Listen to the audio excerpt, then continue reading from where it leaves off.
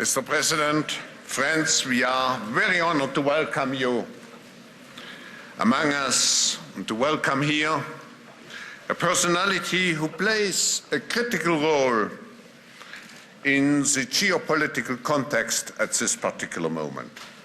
President Musharraf, you are a key partner in the war against terrorism. You have led a crackdown on radical groups and terrorists with particular emphasis on stamping out the Al-Qaeda network. You are also the leader who, together with Indian Prime Minister Vajpayee, recently made a historic move towards reconciliation and ending decades of violent disputes and mutual hostility. You also undertook steps to make sure that Pakistan's nuclear power is used in a responsible manner. I should also praise you for your successful efforts to stabilize Pakistan's economy and to stimulate gradual economic recovery. All these efforts required enormous courage, which you have shown on numerous occasions already in your career as a general. To realize your vision and to persevere in your efforts, you have also taken tremendous personal risks. You survived 2 assassination attempts in December, and we are very grateful to destiny that you are with us today. Ladies and gentlemen, please join me in welcoming His Excellency President Musharraf.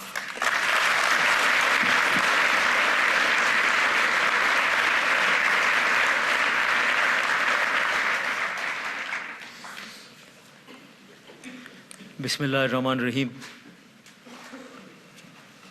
Ladies and gentlemen, Mr. Schwab has just given me 8.5 minutes. I have to move very fast. I'm extremely grateful to you, sir, for giving me this opportunity to talk to such a prestigious organization as the World Economic Forum. I'll straight come to the point.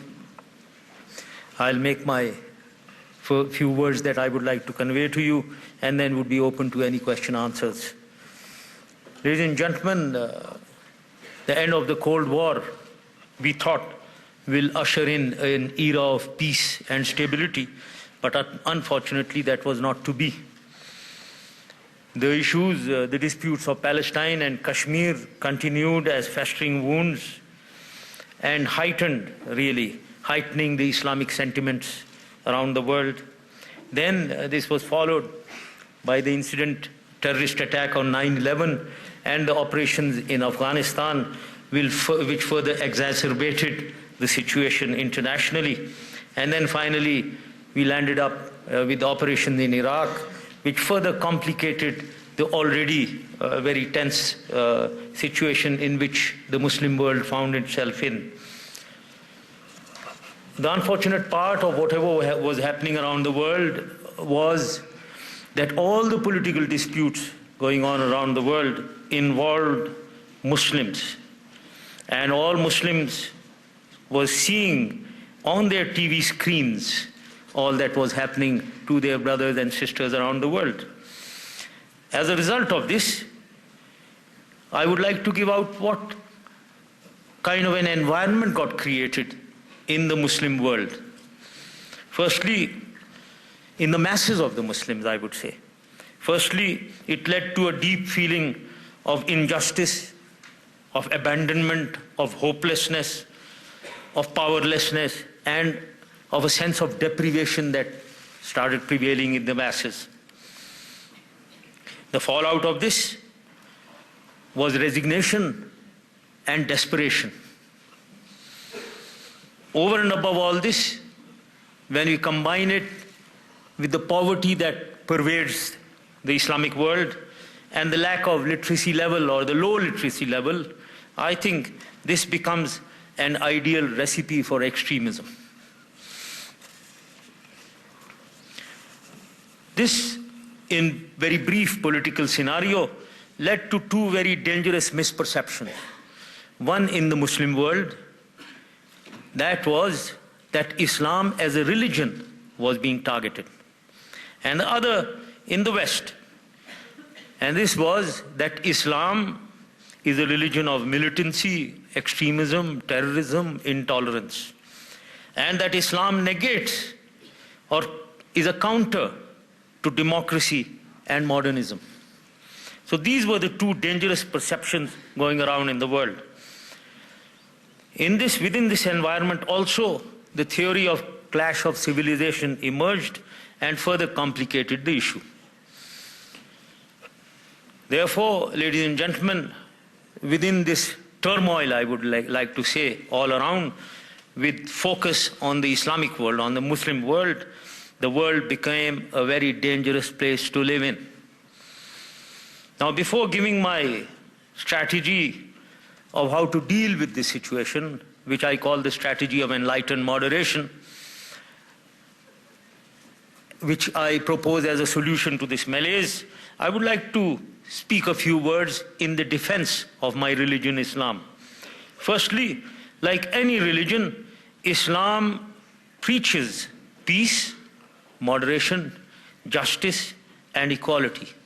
It is certainly against extremism. In fact, no religion preaches militancy, intolerance, and hatred, and so does Islam not do that.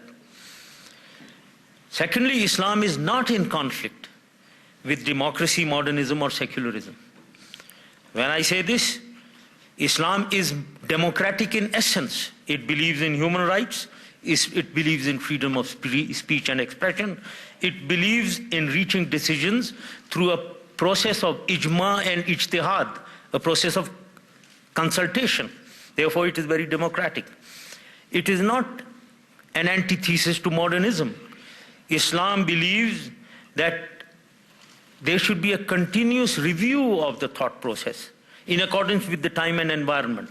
Therefore, Islam does not get anchored in history, in the past. It is supposed to keep reviewing its thought process and looking to the future, and therefore it always remains current and modern. Lastly, on secularism, Islam protects the rights of minorities. In fact, it gives equal rights to them. And therefore, when a country like Pakistan is said to be an Islamic Republic of Pakistan, I repeated in my previous talk also, it is inherently democratic. It is supposed to be inherently secular. It is supposed to be inherently modern. Now, therefore, I would also like to say that this is the reality. However, there are actions which are counter to these. The realities, the practical things that we see in the world, in the Muslim world, are counter to this. But we cannot be ascribing misdeeds of a few to Islam, to the faith itself. This would be a grave error. And I would say that it poses the greatest impediment to civilizational harmony. Actions of extremists must not be projected as injunctions of the religion, of the faith itself. Unfortunately, projection in the Western media of Muslim culture and the religion comes from two extremes. That is what I see from the media. One, whenever Islam is to be debated, what we see is a minority, a representative, a religious bigot, I would call him, who is brought on to the media and asked to give views on religion. Obviously, he gives very extremist views of our religion. On the other extreme, we also see that sometimes ultra-modern personalities are brought in who badmouth or condemn their own customs and culture and beliefs, maybe, may I be allowed to say it, sometimes to please the West. These are the ultra-modern personalities in our society. The middle path, vast majority moderate, remains out of the loop. So this is one of the unfortunate realities of the media, that in the West, generally Islam is seen through the eyes of extremists at both ends, and the moderates who really can give the main aspects of Islam, the real beliefs and the real essence of Islam, remain out of the loop. I would like to put in a few words also against the clash of civilization, this theory of clash of civilizations. Islam, ladies and gentlemen, does not negate or disown any revealed religion. Moses and Jesus are prophets, accepted as prophets and revered in the Quran, in our holy book. And the essence of revelation in all religions remains the same. It is goodness. I would like to put in an illustrious mystic of the Muslim world, Jalaluddin Rumi, who said, I quote, "The lamps might be different, but the light is the same in all the religions and faiths." But two issues, cultural and moral values, may be different in the West and with the Muslim world. But this should certainly not lead to a clash of civilizations. Tolerance and accommodation must be displayed for mutual gain. As it is, ladies and gentlemen, we are not living in the Middle Ages when differences in moral values or cultural values led to wars, clashes, and the crusades. Since the guiding force or the urge then was projection of power, domination of the world, economy was not the centerpiece at that time which moved people to clashes and wars against each other. But now in this era of geoeconomics, for the progress and prosperity of all the human race, the centerpiece is combined or collective emancipation or success of the entire human race. This is the modern era of geoeconomics. And therefore, if we were to go for the benefit or the progress of the human race, all the human race has to be taken along. It has to be through mutual interaction, through interdependence, rather than a clash. So in the modern age of geoeconomics, North and South, interaction between North and South, between haves and have-nots, between rich and poor, is essential so that we progress collectively for the good of the world at large. Therefore, I don't see that this clash of civilization is a theory which should be accepted. I would say the clash of civilization ought to be rejected because it is, I think, inherently flawed. Because in this time, we do not need power projections, we need economic revival for the benefit of the people. I would like to ask a question: what really leads to extremism and to militancy? I think the source of this is unresolved political disputes. Secondly, it is poverty. And thirdly, it is illiteracy. All these combined act as cannon fodder for extreme religious indoctrination. Now, having said all this, my vision for a security structure is based on a strategy that I proposed, and that strategy is of enlightened moderation. And this strategy is a two-pronged strategy, where one of the prongs is to be delivered by the Muslim world, in that they reject extremism and go for socio-economic development. The other prong is to be delivered by the Western world, in that they must resolve all political disputes involving Muslims and also assist them in their socio-economic development. Because as I said, we have to attack the source of extremism: political disputes, poverty, illiteracy. The Muslim world has taken one step forward, in that in the last OIC summit, we have decided to go on the path of enlightened moderation, and we have decided to restructure the OIC through creation of a commission which is under process now. I personally feel that the West, The United Nations, the United States ought to move forward towards the resolution of political disputes and the socio-economic emancipation of the Muslim world as their part of their prong of the strategy of enlightened moderation. Lastly, I would like to say that we need to correct the economic asymmetry that exists around the world. The fruits of globalization must be distributed in favor of the have-nots. The issue that comes to mind is really an issue of harmony in wealth and equity. When one compares communism and capitalism, one thinks one tries to answer why communism failed.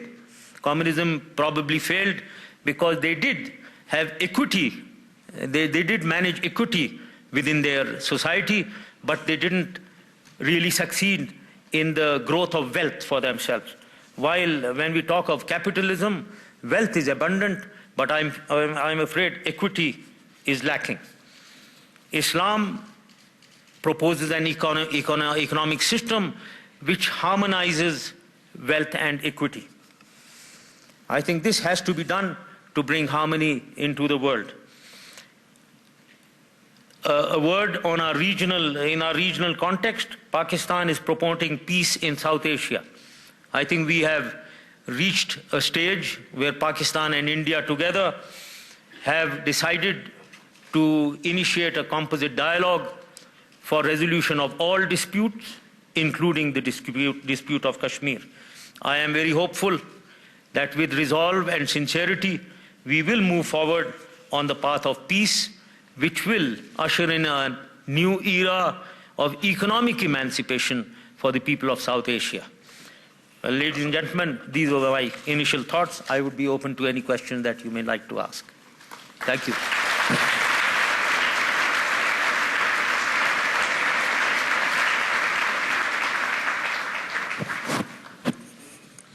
Mr. President, we have just some minutes left, and I would like to ask you, after your presentation of enlightened moderation, I would like to ask you 2 or 3 very specific, very short questions.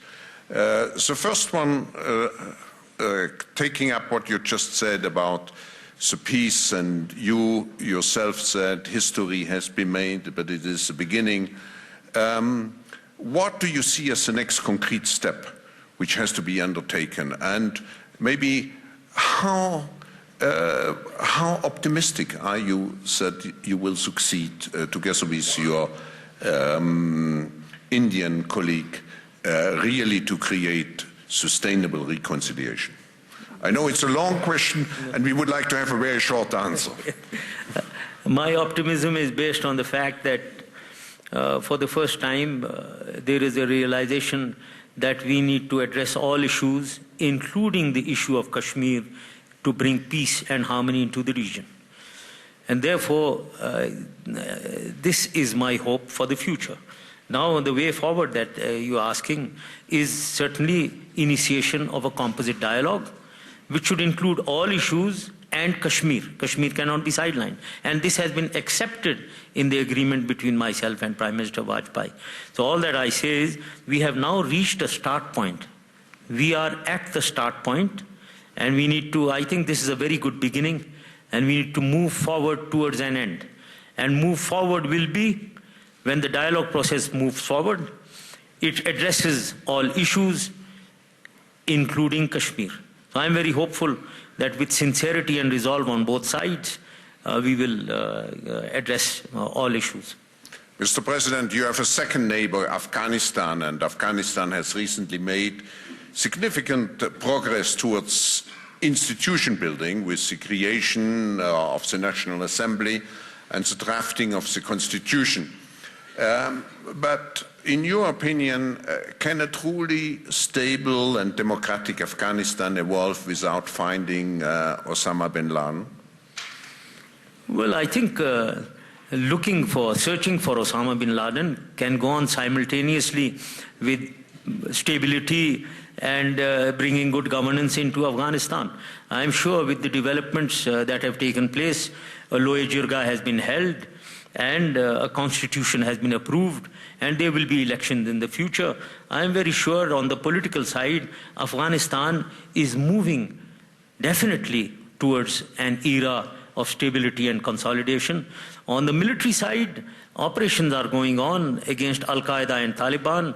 I am reasonably sure, I am very sure in fact, that a strategic threat from a concentration of Al-Qaeda and Taliban will not take place, because there are operations, effective operations going on the Pakistani side of the border, as well as on the Afghan side.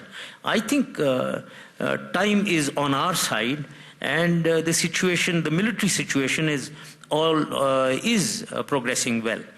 The third element is the reconstruction of Afghanistan, which is extremely important, also from bringing peace and stability into the country. Reconstruction effort has also, I think, gained momentum, although it needs to go faster. So therefore, I feel from the reconstruction point of view, politically and militarily, things are on the mend. The issue of arresting or eliminating the threat of Osama bin Laden will carry on. One can't really lay a time frame on that. Mr. President, you are trying to build a true democracy in Pakistan, but still there is the image of militancy, radicalism, extremism, which may jeopardize democracy in your country, and the attempts on your life have even evidenced this fact. So my question would be, how stable is a democracy? I think the world needs you. How much can we rely on you and on the stability of the situations, that you will resolve those issues? I'm very glad that you're relying on a man in uniform to bring democracy, sir.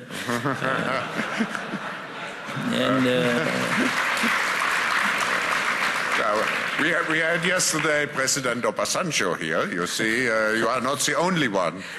But I think, let me assure you that I won't let you down in this attempt.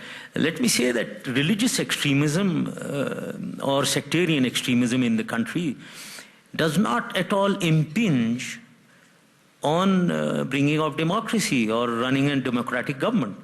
The failure of democracy in Pakistan had its roots in other issues. We analyzed them completely, and we have implemented a political restructuring strategy, which has been implemented. We have taken democracy down to the grassroots level, which it was not there before, through the local government system.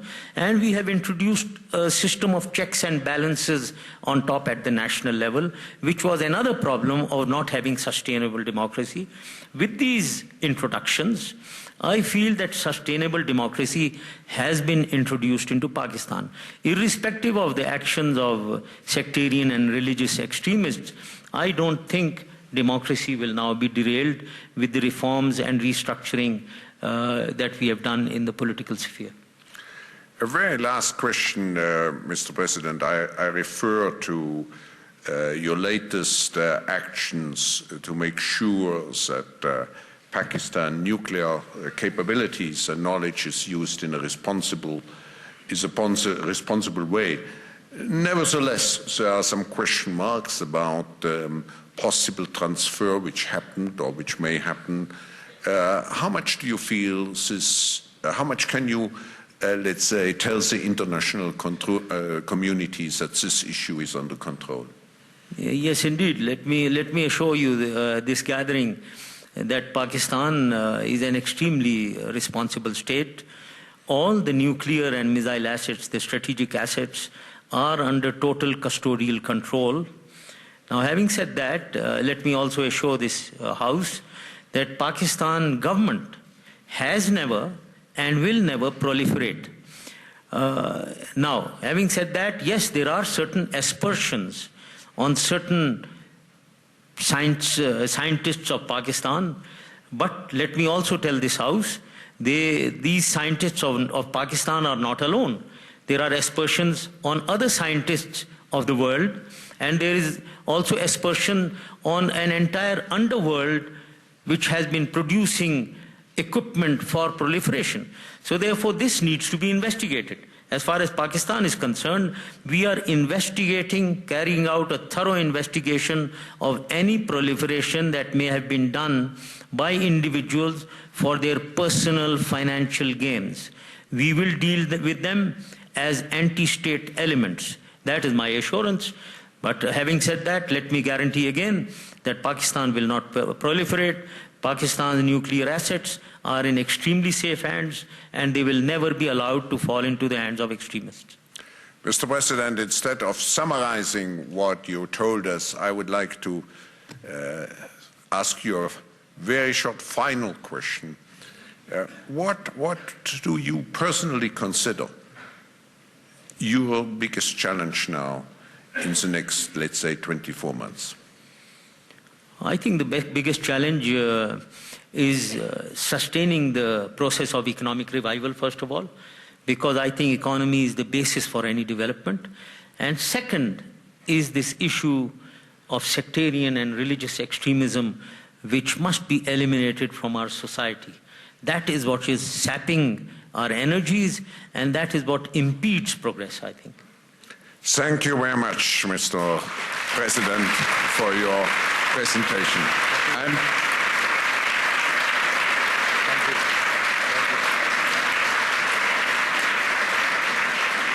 And we all wish you great success in your endeavors. Thank you very much, ladies and gentlemen.